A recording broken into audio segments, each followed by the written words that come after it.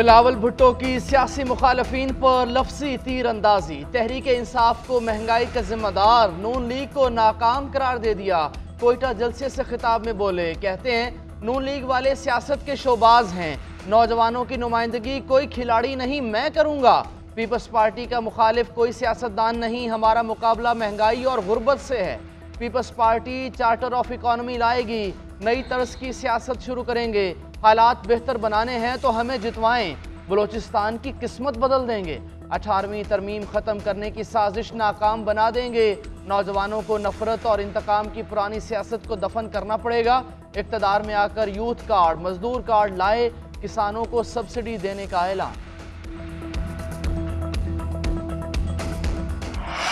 हर मौसम में, हर दौर में हमने बिलावल की सपोर्ट करनी है, उसकी हमने तरबियत करनी है और जो हमें आता है वो उसको ट्रांसफर करना है। बिलावल को हमने यूथ का, आपका, आने वाले कल का लीडर बनाना है और उसको सपोर्ट करनी है।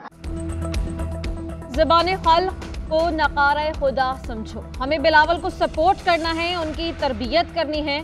बिलावल पाकिस्तान के कम उम्र तरीन वज़ीर आज़म बनेंगे।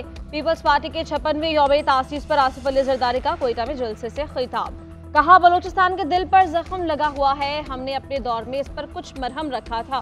बलोचिस्तान में मौजूद हर चीज़ किसी और की नहीं, आपकी है। गैस हो या पेट्रोल या कुछ और, सब बलोचिस्तान के अवाम का है। अफसोस है इस्लामाबाद को ये नजर नहीं आता कि दिल बलोचिस्तान है। उधर साबिक वज़ीर सरफराज डोमकी, नसीबुल्लाह मरी और दीगर शख्सियात की आसिफ अली जरदारी से मुलाकात। पीपल्स पार्टी में शमूलियत का ऐलान। जस्टिस मुजाहिर नकवी ने सुप्रीम जुडिशल काउंसिल की कार्रवाई सुप्रीम कोर्ट में चैलेंज कर दी। काउंसिल का दूसरा शोकॉज नोटिस भी चैलेंज, केस ओपन कोर्ट में चलाने और शोकॉज नोटिस का लदम करार देने की इस्तदा। पिटीशन में विफाक को बजरिया वजारत कानून फरीक बनाया गया। जस्टिस मुजाहिर नकवी ने अपनी दरखास्त में कहा कि सुप्रीम जुडिशल काउंसिल को अगर किसी जज के खिलाफ शिकायत हों तो सदर को बताई जाती हैं।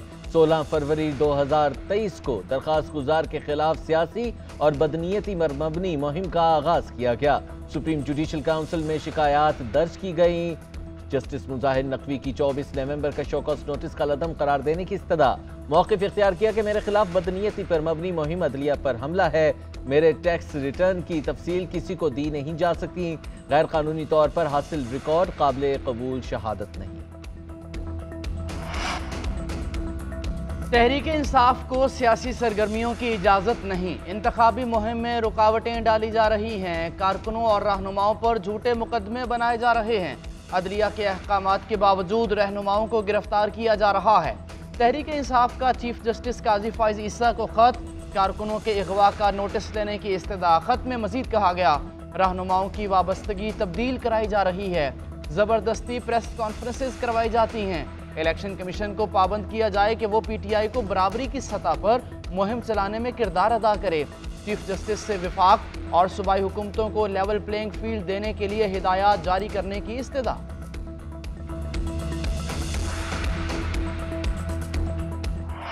वहाँ तो हमारा मसला पड़ गया क्योंकि कोई उनकी बहनें भी साथ थीं, तो हमारी बल्कि अच्छी खासी वहाँ पे मसला पड़ गया था। तो वो जी वहाँ काफी सारा इशू खड़ा हो गया था। मैं हैरान रह गई थी। फिर मैंने ज्यादा मुनासिब समझा ही नहीं कि मैं उन लोगों से ज्यादा बहनों से बात करूं। उन्होंने कहा कि जी उसने हमारे से इतनी बदतमीजी की है कि हम सोच नहीं सकते थे कि किसी की हिम्मत हो इतनी। तो मैंने उनको आगे से ये कहा, मैंने कहा इनको क्या जरूरत थी कि ये तीनों उठ के उनके ऑफिस चली जाएं। मैंने कहा ये कौन होती है पूछने वाली? कहती नहीं, हम पूछने गए थे कि आपने ये वाली जहर वाली लाइन क्यों लिखी है। चेयरमैन PTI की अहलिया बुशरा बीबी और उनकी बहनों के दरमियान इख्तलाफात। बुशरा बीबी और लतीफ खोसा के दरमियान मुबैना ऑडियो कॉल लीक हो गई। टेलीफोन कॉल में चेयरमैन PTI की बहनों से मुताल्लिक गुफ्तगू होती रही।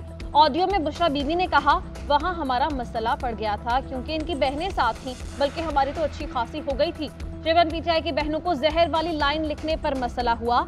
ये पूछने वाली कौन होती हैं? मैंने ज्यादा बहस करना मुनासिब नहीं समझा। चेयरमैन PTI को कहकर वापस चली आई कि केसेस लतीफ खोसा लड़ेंगे। लतीफ खोसा ने कहा, पता नहीं इनको क्या मसला है।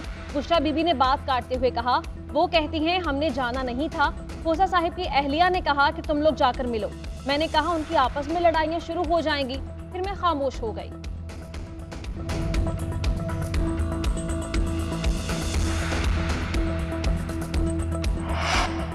ये क्लाइंट और वकील के दरमियान होने वाली गुफ्तगू है, इसे लीक करने वालों को शर्म आनी चाहिए। ये जाती गुफ्तगू और कॉल्स कौन लीक करता है?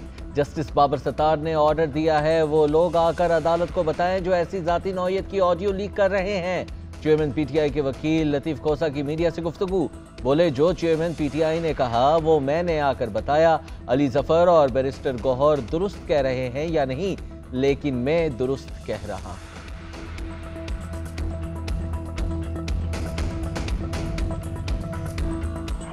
लतीफ खोसा बिल्कुल सही कह रहे हैं। अच्छा, लतीफ अली खोसा जफर भी सही कह रहे हैं, उन्होंने भी यही कहा था, आपने शायद सुना नहीं। वकील और क्लाइंट की बात राज होती है, असल गुफ्तगू का तमाशा नहीं बनाना चाहिए। ऑडियो पर नहीं केस पर फोकस करें। ज़रूरी यह है कि खान साहब को इंसाफ मिले। चेयरमैन पीटीआई की बहन अलीमा खान की सहाफ़ियों से गुफ्तगू, पीटीआई का चेयरमैन कौन होगा? बैरिस्टर अली जफर और लतीफ खोसा में से कौन दुरुस्त कह रहा है? सहाफ़ियों का सवाल। अलीमा खान ने जवाब दिया, लतीफ खोसा भी दुरुस्त, अली जफर भी सच्चे हैं।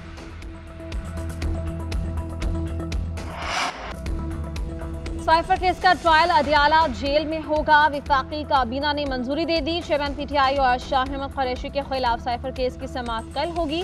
खुसूसी अदालत के जज अबू अल हसना जुल्करनैन समाअत करेंगे। चेयरमैन पीटीआई और शाह अहमद कुरैशी का ट्रायल नए सिरे से शुरू किया जाएगा। उधर चेयरमैन पीटीआई के साइफर केस में इखराज मुकदमा की दरख्वास्त आए। सुप्रीम कोर्ट से साइफर ट्रायल गैर आईनी और फर्द जुर्म कल अदम करार देने की इस्तदा।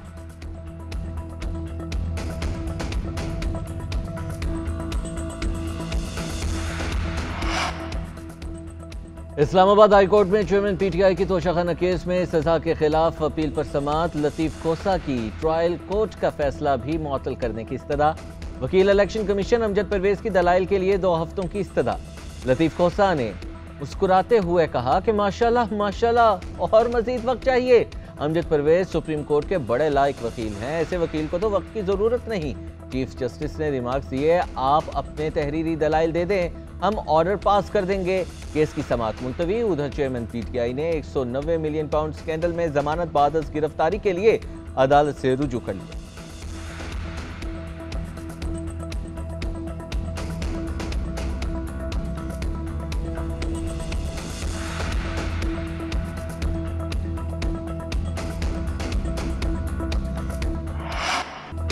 मुस्लिम लीग नून के कायद नवाज शरीफ से पार्टी सदर शहबाज शरीफ की मुलाकात। शहबाज शरीफ ने एवन फील्ड में बरियत पर मुबारकबाद दी। दोनों कायदीन का मौजूदा सूरत हाल और इलेक्शन के हवाले से उमूर पर तबादला ख्याल। शहबाज शरीफ ने मरियम नवाज को भी मुबारकबाद दी। उधर चीफ ऑर्गेनाइजर नून लीग मरियम नवाज से केपी के रहनुमाओं और कारकुनों की मुलाकात। तंजीमी उमूर और आम इंतखाबात की तैयारियों के हवाले से जायजा लिया गया।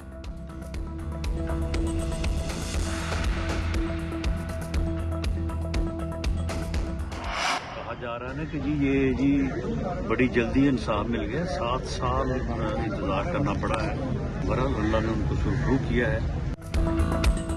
नवाज शरीफ को 7 साल बाद एवनफील्ड रेफरेंस में इंसाफ मिला। बस खुद नोटिस के तहत अल अजीजिया रेफरेंस मुकम्मल खत्म हो जाना चाहिए। लीगी रहनुमा राना सनाउल्लाह का कहना है अल अजीजिया केस 2 दिन में खत्म हो जाएगा। चेयरमैन पीटीआई के साथ जो कुछ भी हो रहा है वो मकाफाते अमल है। जिस फैसले के तहत नवाज शरीफ को पार्टी सदारत से अलग किया गया, आज वही फैसले इनके आड़े आ रहा है।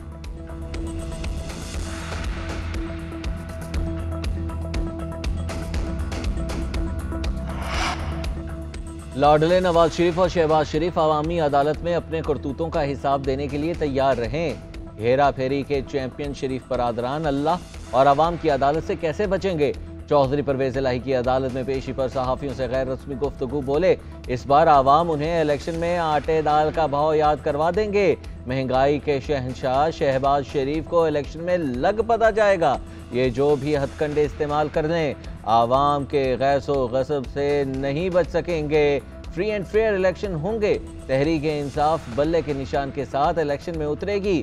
तहरीक इंसाफ पूरे पाकिस्तान में हर सीट पर अपना उम्मीदवार खड़ा करेगी। बैरिस्टर गौहर अली तहरीक इंसाफ के चीफ इलेक्शन कमिश्नर के ओहदे से मुस्ताफ़ी। Niazullah Niazi party chief election commissioner मुकर्रर। तहरीक इंसाफ की कोर कमेटी का इजलास हुआ। इंट्रा पार्टी इलेक्शन की तैयारियों पर इत्मीनान का इजहार। अबूरी party chairman barrister Gohar Ali के लिए नेक ख्वाहिशात का इजहार। एलामिये में कहा गया, झूठा, मन घड़त और साजिशी बयानियाँ अपनी मौत आप मर चुका है। यकजान होकर अपने हकीकी अहदाफ की जानिब बढ़ेंगे। बानी चेयरमैन की क़ियादत में इलेक्शन में कामयाबी हासिल करेंगे।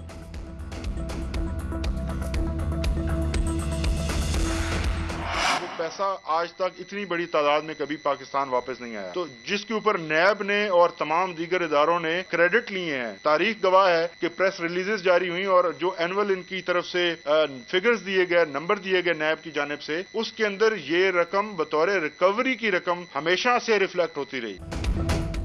अलकादिर ट्रस्ट केस में एक खैराती इदारे ने दूसरे खैराती इदारे को इमदाद दी। ये रकम सुप्रीम कोर्ट में मौजूद और अब हुकूमत के पास आ गई है। नैब का केस खत्म हो गया।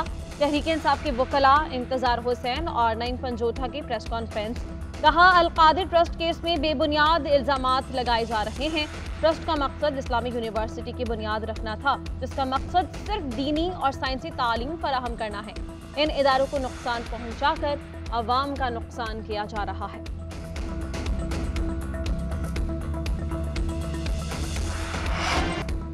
नवाज शरीफ, यूसुफ रजा गिलानी और आसिफ जरदारी के खिलाफ तोशाखाना केस। इस्लामाबाद की एहतसाब अदालत में नवाज शरीफ के वकील काजी मिसबाह पेश। वकील ने मौक़िफ़ इख्तियार किया कि नवाज शरीफ की तरफ से गाड़ी लेने का कोई मुतालबा नहीं था। कोई दस्तावेज मौजूद नहीं कि नवाज शरीफ ने कोई भी गाड़ी मांगी हो। नायब प्रोसिक्यूटर ने अदालत को बताया कि नवाज शरीफ ने बयान रिकॉर्ड करवा दिया। अभी नवाज शरीफ का बयान देखेंगे और फिर उस पर मजीद कार्रवाई होगी। अदालत ने तोशाखाना केस की समाअत 20 दिसंबर के लिए मुलतवी कर दी।